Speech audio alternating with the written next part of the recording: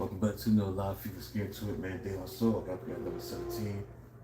De La Soul never went with the norm, but always against the grain. The group made its debut in 1989, 3 Feet High and Rising, which would be a hip hop classic. The group was from Long Island, New York. It was best known for the sampling, which was eclectic, lyrics that was quirky. Major contributions to the evolution of the jazz rap to alternative hip hop subgenres. Members of the group was Bossa News, True Boy, and Matt Maceo. 3 Feet High and Rising was the beginning of the third generation of hip hop due to its innocence.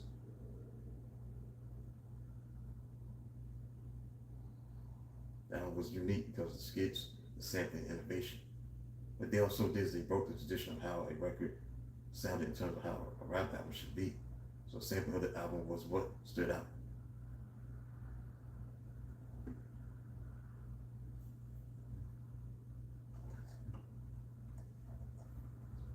Because the group had the freedom to sample any records they wanted to use. But Prince Paul was the primary producer on the album.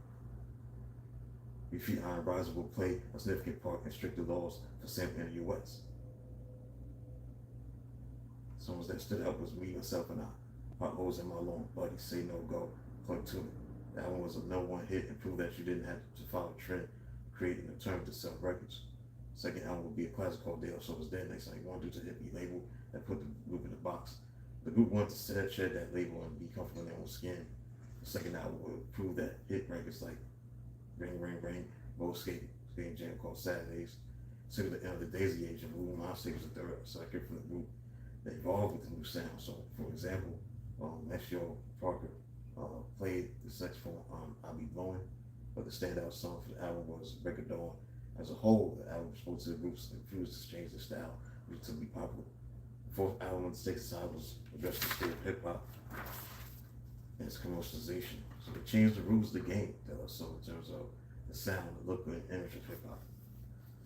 So I'll put them on the list. So, other reasons why they're the greatest, one of the greatest. Again, they're pioneers in that alternative hip hop phase. Alternative against all the hardcore and gangster rap that was dominating the era. The sampling. They sampled the Turtles, Johnny Cash's of the world, the French. They did everything. They being part of their tons, Afrocentric, shaping the culture, mainly beyond the groundwork for Kendrick Lamar, Mac Miller, Tyler, the Creator. They definitely mastered, having that ability to have skits, to be very influential on other albums, like having a skit or something. That's why De La Soul was the best, one of the best, man. The originators of what they did. So that's it for look at that. We'll be back 2:30 to about the 16th greatest group of hip hop. So then, talk to you soon.